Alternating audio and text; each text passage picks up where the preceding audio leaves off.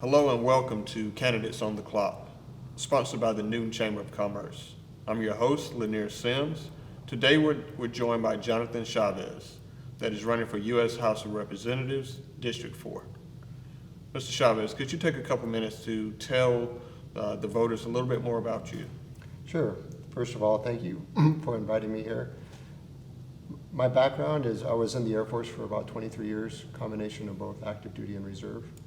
After I got out of the Air Force, I completed my bachelor's in science from the University of New Mexico. After that, I attended Harvard University where I attained a master's degree. After that, for education-wise, I went to Johns Hopkins University where actually I'm finishing up my thesis for a master's in government with a concentration in political communication. I'm married with 3 kids. My youngest is 9 months. My boy is 5. My girl is 8 years old. I belong to Mother of God Ukrainian Catholic Church. Mainly, one of the reasons why I wanted to run is just my wife said, with all your skills and education, you should probably put that to good use and actually serve the people. Being that I was in the military, a lot of it was service because I was deployed also to Iraq at Kirkuk and Balad in a medical capacity. So my career around that was helping people and dedicated to helping people. What I do now is I'm director of clinical operations for a major orthopedic group. I oversee 26 clinics in 10 states. So I don't have a lot of free time. So in my free time, this is what I'm doing, is trying to run a campaign. Just mainly so this is where my wife's roots were. She grew up in Rockdale. She went to Rockdale High, her family's here, and this is where we're going to be living, and I would just like to see the community be the best it can be. Okay, thank you. As you're aware, we had questions submitted to us from citizens within your district. So we're going to jump into a few of those questions. What is your view, or how are you planning to address climate change? So climate change is something, and actually even when I was at Harvard, we had people climate scientists come talk to us about climate change. I think this is an important issue. Being as a Republican, I know that many Republicans don't consider this an important issue, but I think it is something that we do need to take a look at. But I think it's something that we need to do in a step-by-step process. Mainly what I've seen is what they want to do is convert to green energy overnight. I don't think that's a wise process. It's something that needs to be phased out in steps. So the technology right now for wind and solar power is just not there. So we need a combination of fossil fuels and green energy in order to kind of transition us over into something that would be more sustainable in the future, so we can convert eventually in the future to green energy. That's how I see it. Okay, thank you. We're going to talk a little bit about the Build Back Better plan. Currently, we know it's stalled in Congress. What provisions, if any, would you support in the Build Back Better plan? Some of the provisions that I see that I think that need to be strengthened a little bit more is around the education, as far as the parenting, as far as providing childcare. What I see now is what I could see happening is if you were to provide the provisions for the child care, the credit, what's going to happen is child care is actually going to become exponentially more expensive. So usually what happens is when the government takes over any type of program or anything, what happens is the individual citizen, knowing that the government is going to subsidize any part of that payment, that's going to be reflected on the citizen, because then the cost of child care is just going to exponentially go up, because once the businesses know that they're going to be getting that subsidy from the government, they can actually raise the prices and just kind of defer what's left over to the citizen. So the people who do not qualify for the program are going to see their costs exponentially rise. So one of the things I would like to take a look at is what are the minimums that people are going to qualify, knowing that the cost of child care is going to exponentially increase, and what kind of safeguards do they put in place in order to prevent people from having to pay exponentially higher in child care costs. Okay, thank you. Next question. Pop offline? Okay.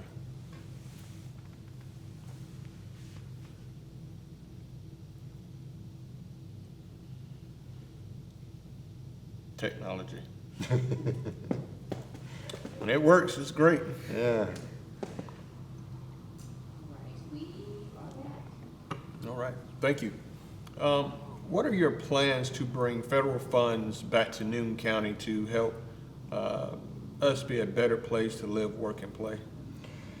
So I think where we need to focus a lot is bringing also good business into Newton County. By doing that, we would be able to bring a lot of good paying jobs into Newton. Right now, what I see is especially in Rockdale or even Newton, I see that the poverty level is a little bit higher than what the rest of the Georgia is. I think what we need to focus on is bring those good jobs in, also focus on education, how we can incentivize people to go back to college, get better, paying jobs through education.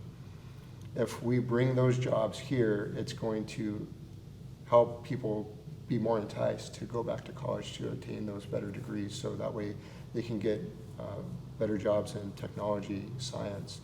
If we bring some of those jobs here into Newton, I think that would help actually bring up the economy a little bit more. It would also help people who are under that poverty line, who are suffering because of the lack of education, that they could obtain those better paying jobs. Okay, thank you. Next question. What's your view, or do you support term limits in Congress? I do support that very much. I think the founding fathers, even George Washington, when he became president, he served no more than 2 terms, and his absolute bottom line was, I think this is where a political servant should stop, that no more than 2 terms, especially for president.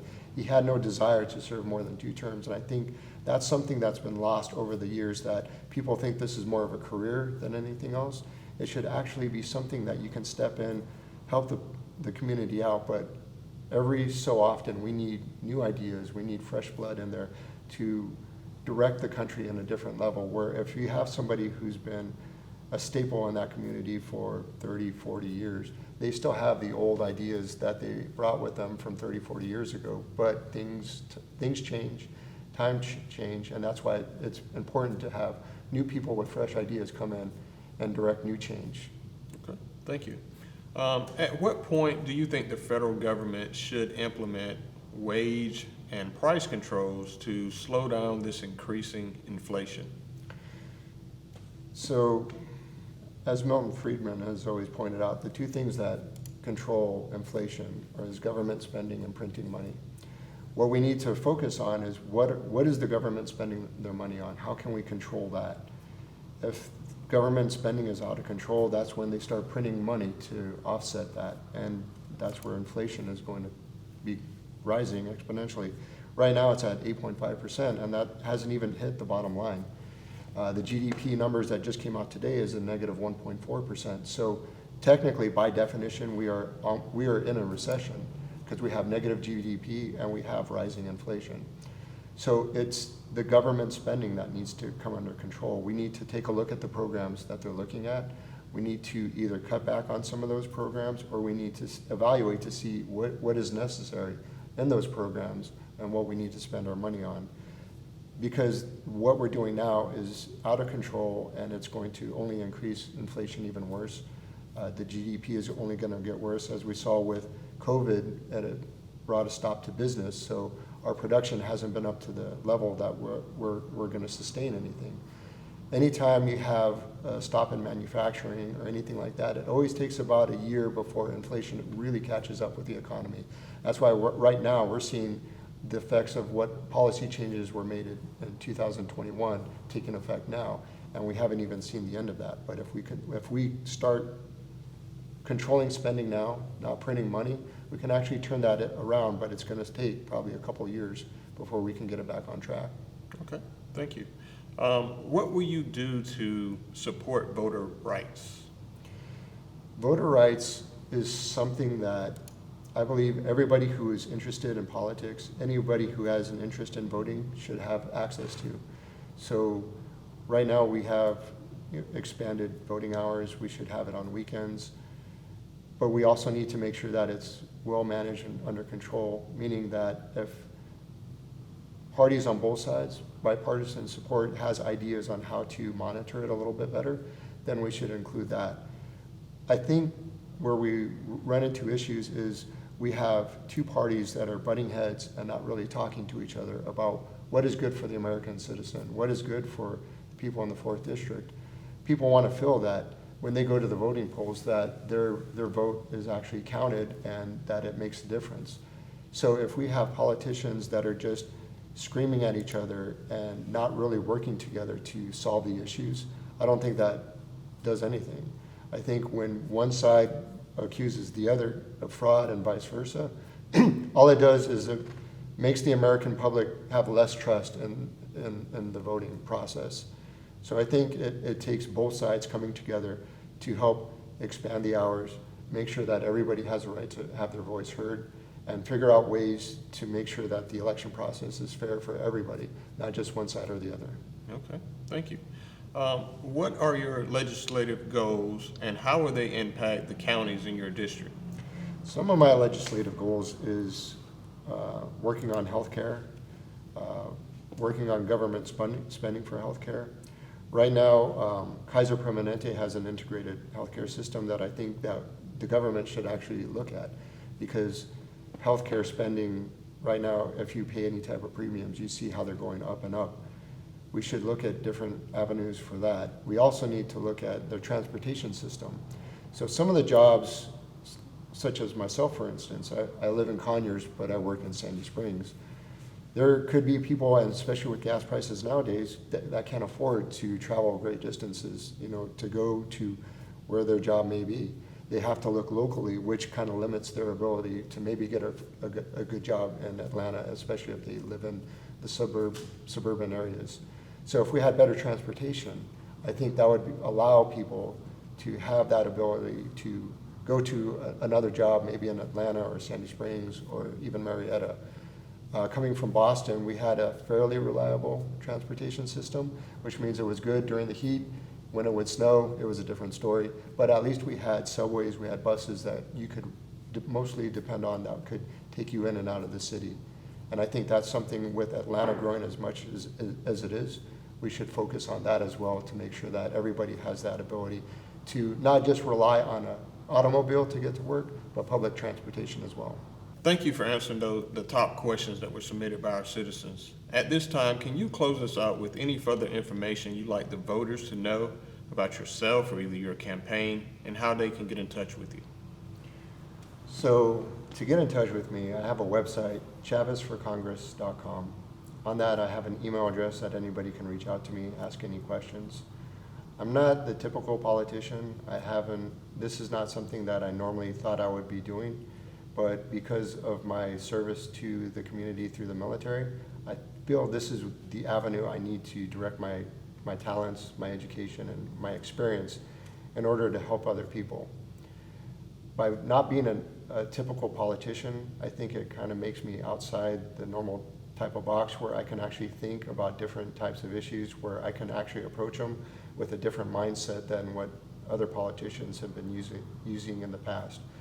Right now, my current business is working in the medical field in business, and I think that based on the things I have learned from in the medical field, being a tech all the way up to administrator, I think some of those things I could use to help fix some of the healthcare issues that we have today. I would appreciate any type of support you can lend, and thank you very much for having me here. Thank you.